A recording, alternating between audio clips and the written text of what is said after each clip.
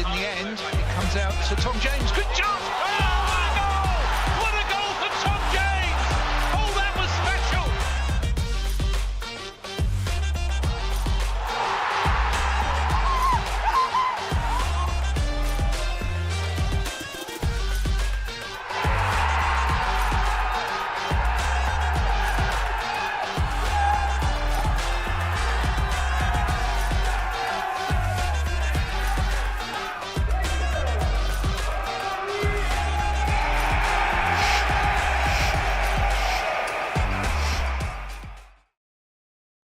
Well, good evening and a very warm welcome to Orient Live. I'm delighted to be joined by Orient legend Joe Widdowson and journalist Andrew Butler this evening, and it's a massive fixture here at Brisbane Road. We're under the lights, it's a Tuesday night and we're facing Lincoln City, and the O's are hoping to get back to winning ways after the disappointing result on Saturday afternoon against Fleetwood. And, well, it's just a really big one, I suppose, because we've kept 2 clean sheets in our last 3 home games. Lincoln have kept a lot of clean sheets as well. We're close in the table, but a good opportunity to get back to winning ways. Yeah, and you know what? One thing as well this evening, close to a sellout as well. So hopefully, huge crowds. Those kind of games, Ollie, me and you have been discussed this before, right? These are the kind of games that we used to come to as children, because it felt like fun to be able to go out on a Tuesday night and get kids through quick games, get in front of in a big big crowd.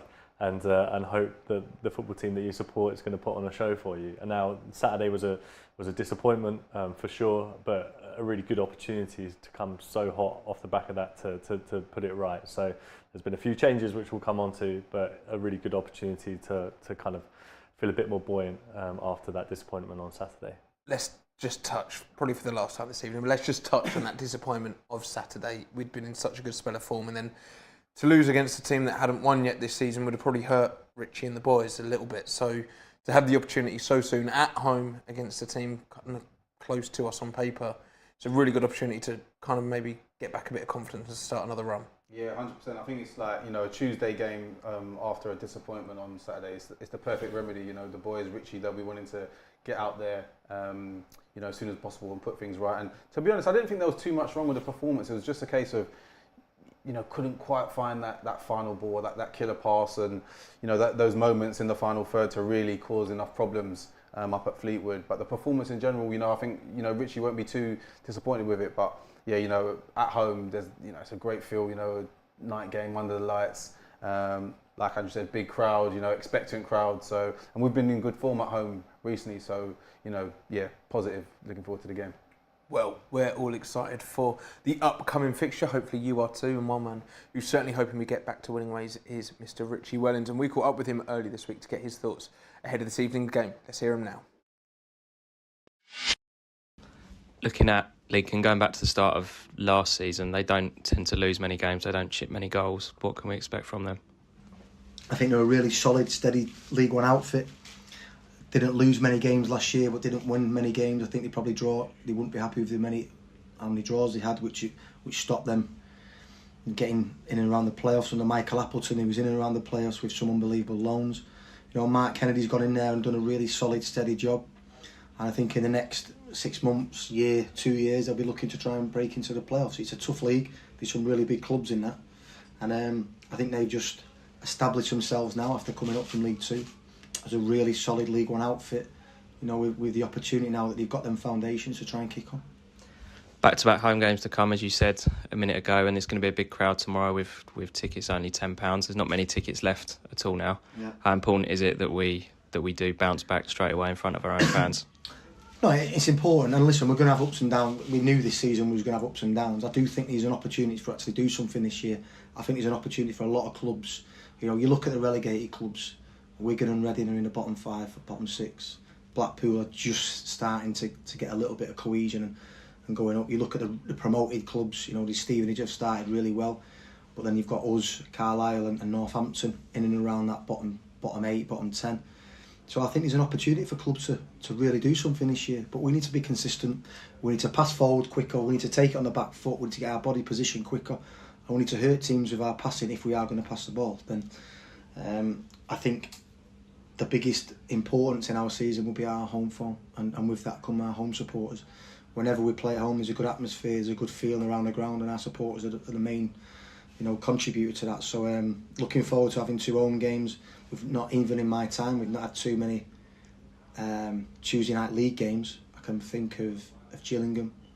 I can think of maybe one other, but it's not been too many. So I think, when you turn up at a football ground under the lights, perfect pitch in front of a good crowd, I do think it gives the players a little bit of extra spice and intent to go and play.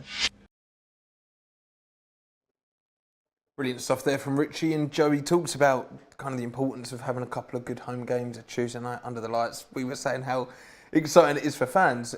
As players, it must be a good opportunity to play in front of your own fans, a sellout crowd tonight. It's been a tough start to the season, mainly on the road as well. So how big is it tonight for us to be able to go out there and try and have an exciting night? Yeah, it's really important. I think you do enjoy these games as a player. They have a different sort of feel to 3 p.m. on a Saturday. Richie said there, that extra spice. I think there is something about playing under the lights, nighttime. It's just a different sort of atmosphere. Personally, like I used to find like the build up during the day quite long. It feels like you're waiting forever for the game to come. Might need a couple of Red Bulls or something just to get you kind of in the zone. But once you're out there under the lights, you hear the crowd, and yeah, it's enjoyable. And I think big crowd tonight. They'll be expecting the performance. I think Richie said there's something that I like the sound of. He said that he's looking for the team to hurt the opposition with their passing. So I think like tempo will be key tonight. You want to get the crowd involved early on. You want to get a buzz around the place. So I think like the tempo will be key. We don't just want to keep the ball for the sake of it. We really want to try and be on the front foot and get at Lincoln early on and kind of like set our stall up. I was going to pick up on that too, because he made a point about wanting to play good football. Maybe especially the second half on Saturday, we probably didn't get a chance to do that. Fleetwood were impressive in the way their second half game plan worked. But tonight, Richie, he's made a few changes which we'll come on to very shortly, but he's going to try and play Wellens ball. Yeah, and it looks like there were a slight change in formation, but still keeping that attacking mentality. I think when you look back at Saturday, probably the easy thing to do would be, and I personally thought this was, you saw where the goal came from, you saw where Fleetwood's most biggest attacking threat came from was down the right hand flank, and you're kind of like, okay, does a back 4 sort that out? Does having just 2 fullbacks there sort that out? Instead, what we're going to see tonight again is probably a back 3 with wing backs, which says to me keeping that attacking mentality going. A couple of changes in the midfield as well, with players that, like Richie said, will probably hopefully will hurt in breaking the lines between especially midfield to up front, because it looks like we're also playing a front 2 tonight, which is the first time in a while too. Well, let's come on to the starting 11 then, and we're going to take a look at it just now. And seeing as Omar Beckles picks up a knock on Saturday and Darren Pratley also drops to the bench, which means Idris El Mazouni is leading the team out wearing the armband. But in full, the team is in goal. Number 1, Sol Bryn. Also coming back into the side is number 4, Ed Turns. Number 5, Dan Happy is playing in defence alongside Ed. Number 8, Jordan Brown starts, as does number 9, Joe Piggott, who's leading the line. Number 10, Ruel Sotiriou is in the attack with number 11, Theo Archibald, we believe is taking up one of the wing-back spots. Joining Ed and Dan in defence is number 12, Brandon Cooper. And as I said, it's number 15, Idris El Mazouni, wearing the armband this evening. Starting tonight against his former side is number 23, Max Sanders. And making his first start in a while is number 32, Rob Hunt, who we also imagine will be occupying a wing-back role. And on the bench for the O's is Sam Howes, Tom James, Jaden Sweeney, George Moncur, Aaron Drynan, Darren Pratley and Jordan Graham. A few big calls from him there, Andrew, and let's Jordan Graham drop into the bench. Probably I'd say our best performer so far this season. Your captain, you've got George Moncur, you've got Aaron Drynan, some real big calls made there by Richie. Yeah, 5 changes, and it's kind of I suppose there's an element of it which is playing Saturday, Tuesday, Saturday. You might have half an eye on Saturday's game coming up, but I'm not sure. I think it's probably purely tactical, purely because of obviously Omar Beckles dropping out of the squad because of an injury is an enforced one, but there are big calls in that. There's Tom James dropping to the bench, like you say, Darren Pratley, George Moncur dropping to the bench, and Jordan Graham, like you mentioned. So it looks like they'll be playing 3 at the back with Rob Hunt and Theo Archibald playing in wing-back roles with Jordan Brown now coming into centre midfield and Max Sanders, getting the nod as well. I know Ethan Galbraith is obviously suspended because of his late red card on Saturday, but they are big calls, and I think one of the bigger calls is actually making doing two up top with Ruel Sotirio and Joe Pigott up there as well. I'm not sure what that says about the way that we're going to approach this game, other than the fact that there probably wasn't enough players in the box on Saturday, and that will probably change the way that we play. Well, Ruel's been playing in that 10 role, but you've maybe got a few different options in the centre midfield where I can't see any of them really playing that 10 role. They seem to be 8s or probably holding midfielders. So what do you make of that decision of those 5 players? Yeah, I think, just looking at it, it might be that, perhaps there might be a sitter out of the 3 of them between El Mazouni, Sanders and Brown. Maybe El Mazouni, possibly likely, or maybe Jordan Brown even to kind of do that deeper role, sit in and, keep the game ticking, and, the likes of Sanders and El Mazouni breaking forward, arriving in the box. I think it's a midfield that has a lot of energy. I think, Richie be looking at that team thinking, I need energy, I need tempo. There's a lot of fresh legs in there, the likes of Sanders and Brown, not played too much football, but, young, youthful, plenty of legs in there. So, I think they'll be kind of looking to get on top of Lincoln in that midfield area, which I think could be a key battle. But just on what we were saying about, the changes, I think sometimes at different points in the season, managers can often just throw things in there, just to shake things up in the squad, and keep people on their toes, like there's a few there that haven't had many minutes recently, the likes of Sanders, Turns, Dan Nappy coming back in, and I think sometimes it's good for a squad, just for people to realise that, they are involved, the manager sees them as important, and and also for the ones that are dropping out, not necessarily that they've been dropped, but just to keep rotating things, and keep people involved, and it just keeps everyone alert and on their toes. Rob Hunt's one of those that's been brought back in and keeping him involved. He's obviously came back from injury, probably in a good spell of form, and struggled to find a place in the team. But he's now what we imagine playing in a right wing-back position. Jordan Graham dropping out. Is that maybe a slightly defensive move from Richie? Obviously, Jordan Graham's a phenomenal attacker. He can beat his man, he can get a ball in, and he's done a great job at right-back. But is Rob Hunt maybe a more solid option tonight as Richie looks to maybe try and keep a clean sheet again? Yeah, perhaps. I think, obviously Hunt is more of a full-back than a wing-back, but got great energy to get up and down, so he will, contribute going forwards. But that might be with half an eye on, the attacking threat of Lincoln and what they might be, posing down that side of the pitch. So, like he's another player who hasn't had that many minutes recently, so, got the legs to get up and down and bring that energy, and, he'll be wanting to come back in and fight for his place and keep his shirt in the team. I guess you've also got that flexibility. Rob Hunt played at left back many times last season.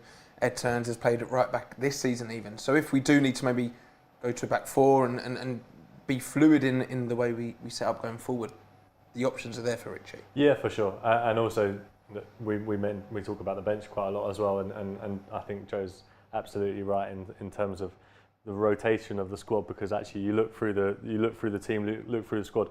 Of course, it's not the start of the season that we particularly want, but you can't really say that people have been under par, that the performances have been under par. We've had 2 which have been, where the performances were not great at all, Portsmouth and Stevenage, but both of them have had absolutely brilliant starts to the season, Portsmouth especially. So in terms of the games and the players themselves, you look at players like Tom James, who is on the bench tonight, but has made that step up to League One phenomenally well, and hasn't really put a foot wrong, but finds himself on the bench tonight. So I think there is an element of rotation in this, and also does mean that we've got all the resources there to change things up if it's not going our way. I mean, it's interesting as well because Theo probably isn't a wing back himself. He's probably see himself as more of a winger.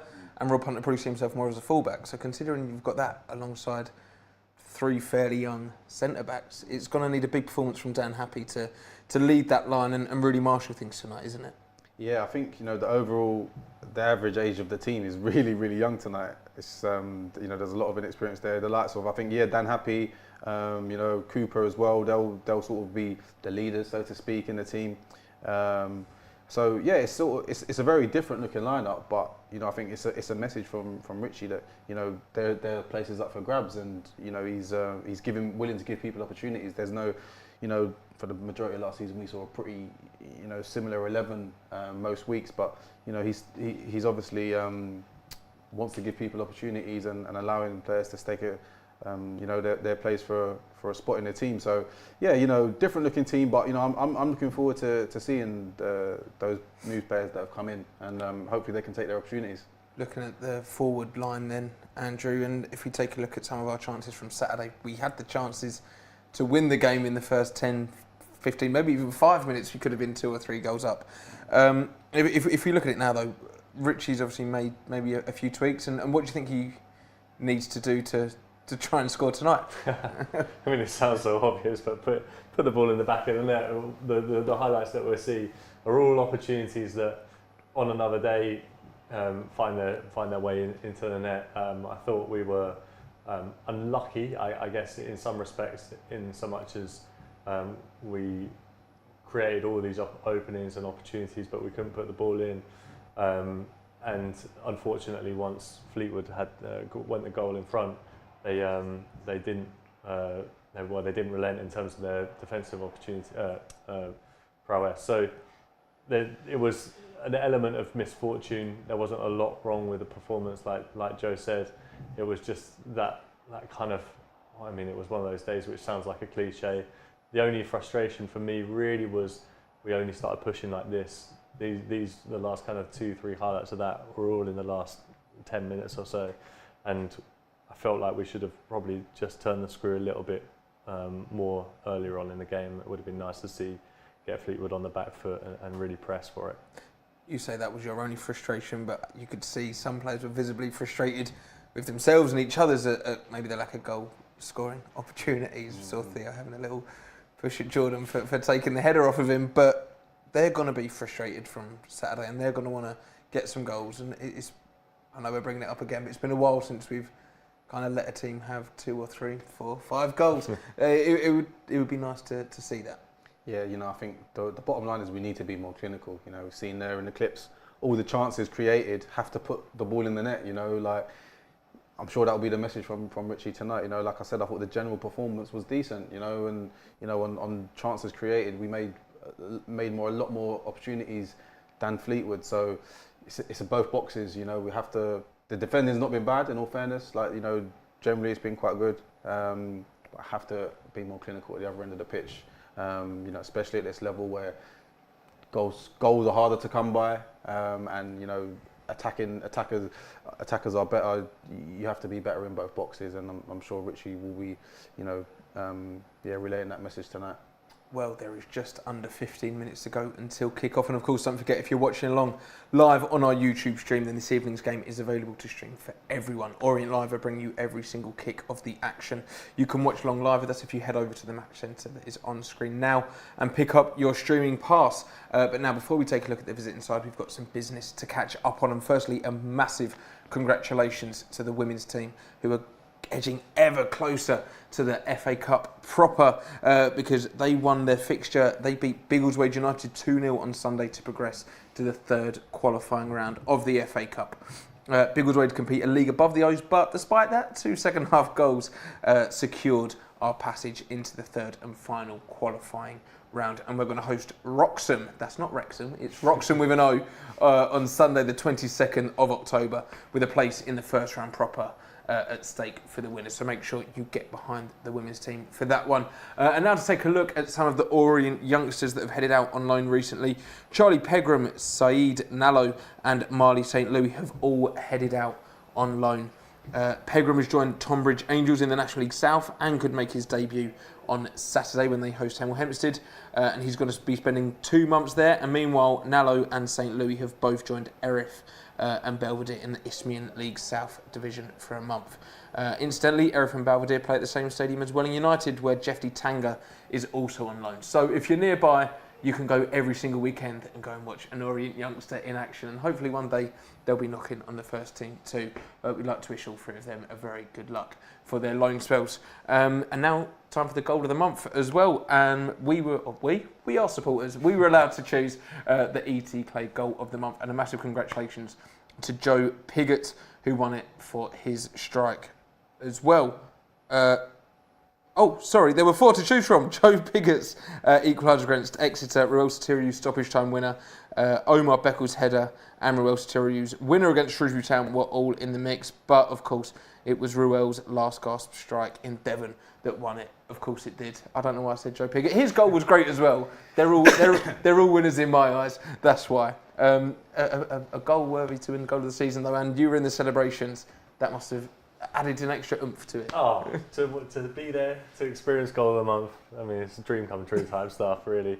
But no, congratulations to them all. I mean, there's been periods where we've struggled to even get goal of the month competitions together in the last few years. So to have such a strong selection for the last month was good to see. It was good to see, because there was times, maybe even at the beginning of the month, where we worried we might not score too many goals, but to get the points, and now to be in the month of October, things are looking up, and a good performance tonight could really boost that. Yeah, definitely, and I think it was an important goal from Morel as well. To get that win down at Exeter, long way away, and for the travelling fans behind the goal, Andrew obviously there amongst them.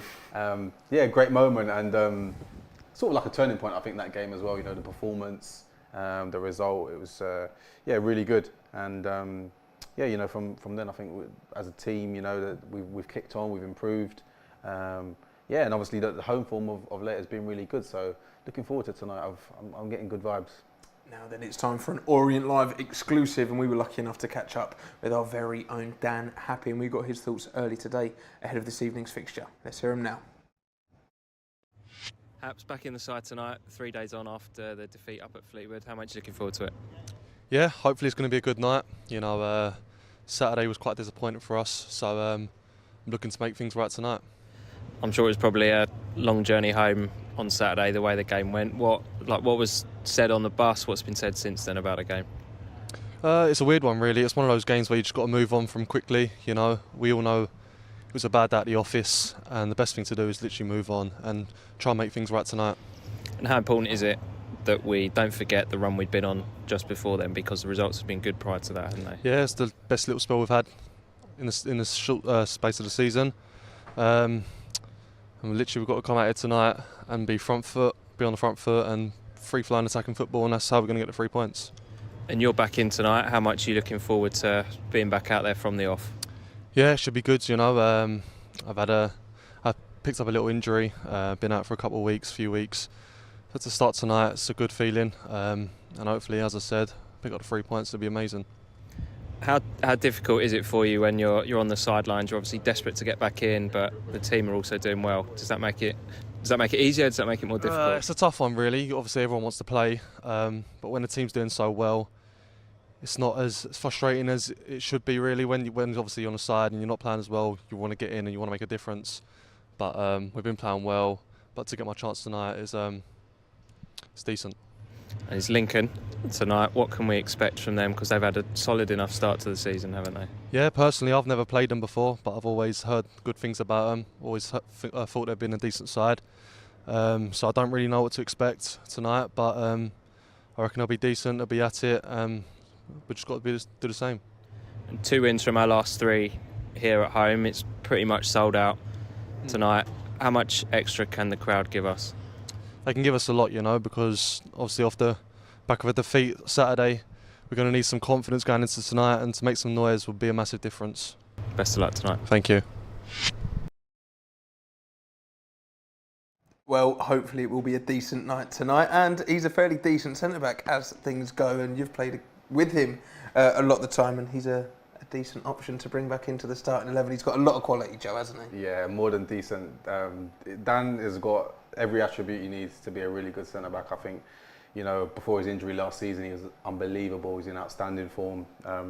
Really grew as a player last season. Seemed like a more mature leader sort of character back there at the back, and I think he's had a little bit of a stop-start season so far, but he's a big player for us. When Dan Happy's at on his game, I think he's one of the best at this level. So yeah, hopefully we can see him back to his best and consistent, playing week in, week out soon. Let's look at some of his clips, Andrew, because for a centre back, he's a champagne player, and he's one that you get a little bit excited just to get back in your team, and it's weird to say that about a centre back. Yeah, in some respects, but I mean the beauty of seeing someone like Dan Happy come through is that we've been here kind of all the years that he's come through and progressed, and that is the word to describe his career today. I mean, the way he has progressed, he's always been good, but now he's becoming a really excellent centre back, and I know we said this probably at the start of last season. Now really, he's a man now. And we remember him kind of coming through as a younger man, but he really is turning into someone who's incredibly physically imposing, but also must be very, very horrible to play against because he has got that experience on his side too. Well, a clean sheet would be very nice tonight, Dan, so hopefully you can get one of them under your belt. Just some great defending there from the boy. But now it's just under 5 minutes to go until kick-off, so let's rattle through the visiting side, and it's Lincoln City FC who travel to E10. So in goal for the Imps is Lucas Jensen. He scored 2 goals on his fixture on Saturday. It's Lasse Sorensen. Number 3, Jaden Brown. Number 5, Adam Jackson. Number 6, Ethan Erahon. Their top goal contributor is Rico Hackett with 2 goals and 3 assists. Also the 2 goals and 2 assists is number 10, Teddy Bishop. We have number 11, Ethan Hamilton. The captain, number 15, Powdy O'Connor. Number 21, Hakeeb Adelakan. And finally, number 23, Sean Ruffin. And on the bench for Lincoln is Jordan Wright, Alistair Smith, Danny Mandrieu, Jack Burrows, Dylan Duffy, TJ Aoma and Jovan McCamer. So that is how the visitors will be lining up this evening in their white and green strip. They sit near the table to us, Joe. They made the headlines a few years ago for their rise into League One, but as Richie said in his interview as well, they're just a solid League One side and probably one of the fixtures in this season that can probably throw up anything, but will always be a tough test. Yeah, definitely. I think Richie was spot on. They are, as he said, solid League One outfit. Really established at this level. Got players, very comfortable at the level. The likes of Adelakan and Rico Hackett. I played with Rico as a young player actually at Dagenham, and he's really progressed. Been at Portsmouth, now at Lincoln, doing a good start to the season. So they'll be lively. They'll be two to keep an eye on. I think in attack for Lincoln. But they're just a good team. They seem to be competitive in cup competitions as well. The last few years they've seemed done all right in against higher opposition. So they'll be a solid test for us. At a similar start to the season as we have. So. But yeah, it should be a pretty even game and a good contest. Defensively, a good side as well, Andrew. But as we've already mentioned, we've kept a clean sheet in 2 of our last 3 games. They've got a very good defence, as we're going to see briefly here. It's going to be a close one tonight, you'd feel. Yeah, it'll be 0-0 tonight. No, I mean, I hope not. Their defensive record's been impressive. Only 9 goals conceded in 9 games, and it's funny that the way that they line up. I mean, they've made no changes from Saturday. It looks like what they've got is now a very consistent team. But they're one player who's really stood out this season so far, Ethan Erhahan, 2nd most tackles in League One, 3rd highest interceptions as well. So he's a kind of El Mizuni type player where he just wins everything, gets in front of everything, and really keeps things ticking over for them. Joe, do you expect 2 clean sheets tonight, maybe? I hope not. No. No. Goals from an Orient perspective. I think it's really important that we come out flying and set that early tempo. And like Richie said, we try and hurt Lincoln with our energy, with our passing, playing forward, getting the ball to our attacking men. Feeding the likes of Pigott, Ruel, and just really impose ourselves on the game. What way do you see this one going, Andrew? I hope, just for all the reasons that we listed earlier in the show. Sorry, night under the lights. I can hear the crowd. We can hear the crowd from in here. It sounds like it's going to be a good one. So hopefully all 3 points. Well, seeing as we can hear the crowd, I think that means that the players are making their way out onto the pitch as we speak. So it is time now to head over and hand over to our very competent match commentary team of Dave Victor and Matt Hiscock.